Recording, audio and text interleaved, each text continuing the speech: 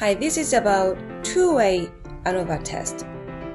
The two-way ANOVA test examines the mean difference of three or more samples resulted from two causes, so two independent variables, which are measured in nominal scale. The objective of two-way ANOVA is to examine any change among mean scores by analyzing the variance of one independent variable caused by an interaction effect as well as the main effect of two independent variables. So toward one result, which is measured in continuous scale, we are testing whether these two independent variables would influence together or as a main effect of two independently or as an adjoint effect. So in this case, we can think about three null hypotheses. The first one is that students' degree program does not influence their reading books.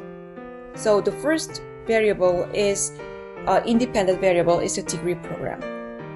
And number two, students' gender type does not influence their reading books. So in this case, the second independent variable, which is a gender distinction. And the third one here is that an interaction between students' degree program and gender type does not influence their reading books. So the third null hypothesis assumes that there is no interaction effect between degree program and a gender difference. So if we are examining whether the book reading behaviors are related to degree program or the gender, we can collect the data from different gender groups across the degree programs. And one person has one data of each independent program, variables. So I am a PhD student and a female, and my friend is master student and a male student. All right. So in two-way ANOVA test, the main effect is the sole effect of one independent variables. Therefore, in two-way ANOVA tests, we have two main effects. So we can test two main effects. And we can expect one interaction effect, the joint effect made by these two independent variables. If we have three independent variables, then that might have called three-way ANOVA. So in three-way ANOVA, we have three main effects. And how many interaction effects? Yes, so pairwisely, three combinations, right? And then plus the joint effect of all three together. So in total, four interaction effects. We can test in three-way ANOVA test. Okay, using this diagram, let me repeat how this two-way ANOVA works. The two-way ANOVA tests whether any independent variables, categorical levels, or any of the combined levels between variables have influenced the variability of one dependent variable. Here is the book reading. The independent variables are measured on a nominal scale, like a degree program or gender, they are nominal scale, while the dependent variable is measured on a continuous scale. Maybe we may think like, oh, based on my observation, PhD female students are reading really many books. Then we can anticipate that there will be an interaction effect. Although the gender difference and the degree programs as main effects, they are not statistically significant. But when PhD and the female, they are joined together, then suddenly we are observing very large amount of book reading scores. So there should be interaction effect. So the two-way ANOVA is more interesting if the main effects are not significant, but interaction effect is significant. But still, you can test two main effects and one interaction effect. Okay, so in two-way ANOVA testing, you receive the table like this. So here, the source is the independent variable, gender, well, it's not, degree, it's not either, and gender combined with degree, it's not statistically significant either, right? So, out of our data, we have failed to discover any statistically significant result from gender, from degree, or from the interaction effect between these two independent variables. Okay. We are in SPSS, and if you click here, yep, the data are differently presented. So if you click here, then that's actually how it is coded. But if you click this one, then it shows you how they are labeled. So how they are labeled here are the values, right? So these values are shown for practical reason, but it can be hidden like this.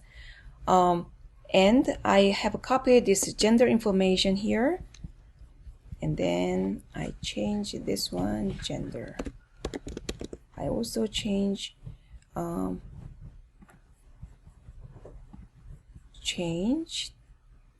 this string data to let me try this one, gender. Okay, female. Number 2, add male. Number 1. Okay.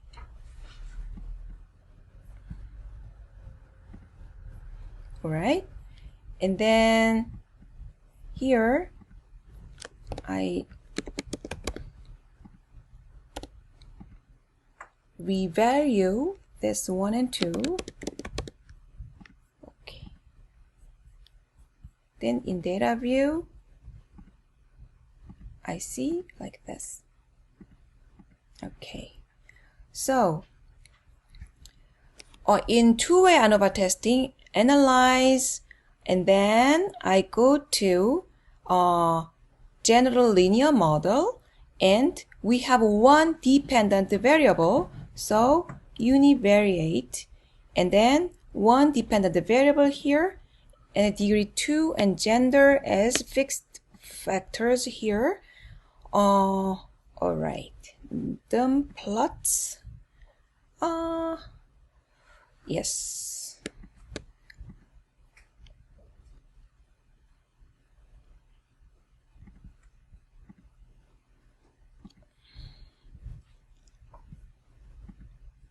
Okay.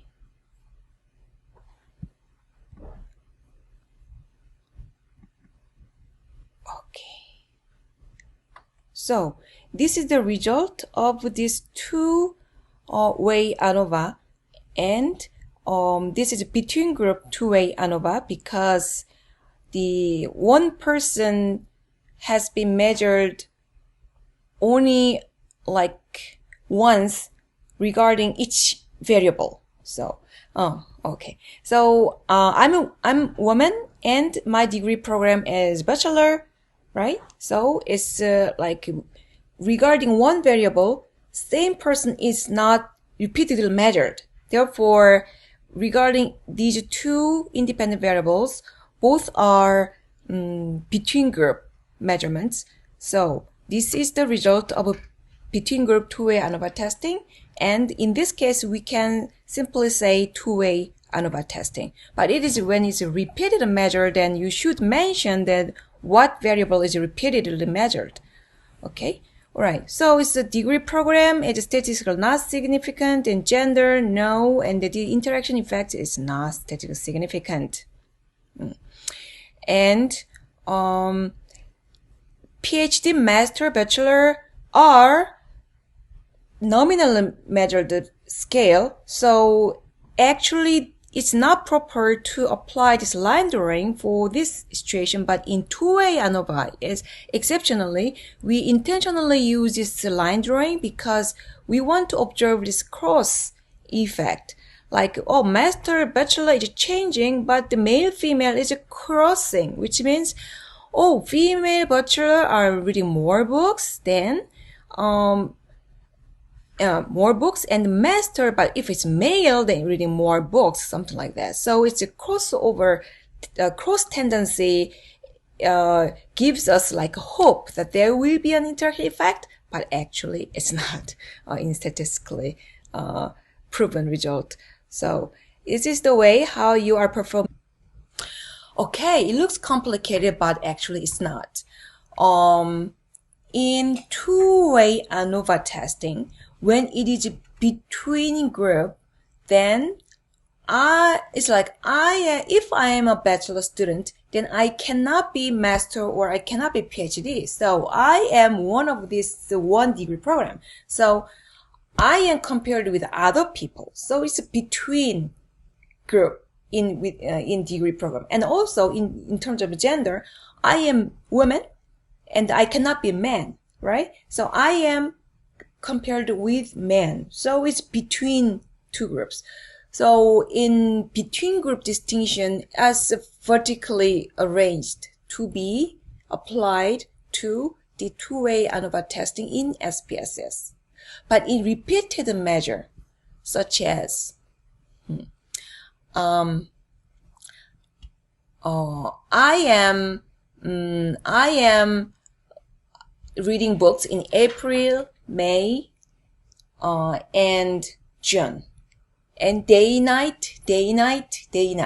So I am measured 6 times in 2 different perspectives. So my data were 6 times, but they were categorized depending on the time zone and monthly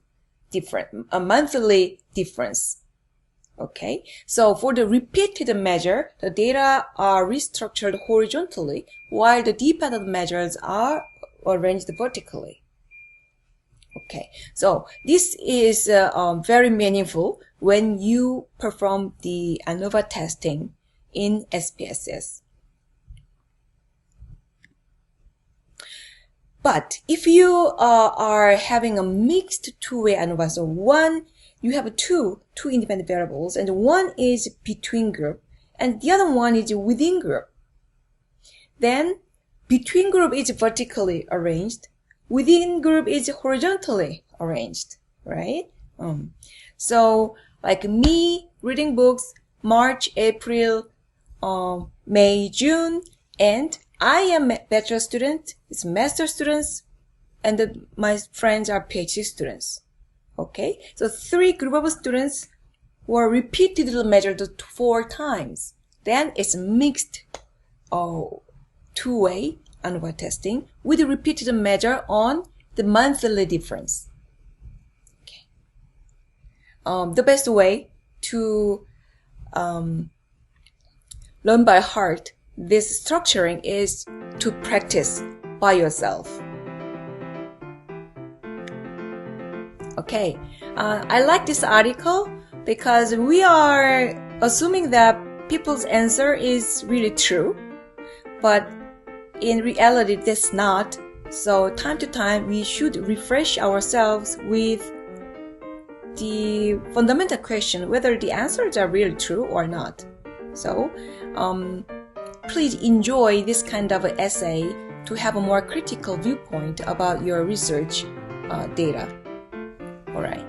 Okay, now we are back in ANOVA testing, and like the T testing, we have additional estimation to measure how effective your ANOVA test is, because ANOVA testing is also dependent on the sample size. The larger your sample is, more possible you have the statistically significant results. So in more stringent discipline, they are requiring you to add this effect size in your ANOVA testing results. For the between group one-way ANOVA testing, the eta squared is used, but within group or two-way ANOVA testing, partial eta squared are used. And a recent version of SPSS, this effect size index are offered. The previous versions are offered like that, so you need kind of a manipulation to properly use this data for your research paper. Okay, and this eta squared the value is telling you that whether it's a statistical significant result is really small effect or medium effect or large effect. Okay, thank you for your attention.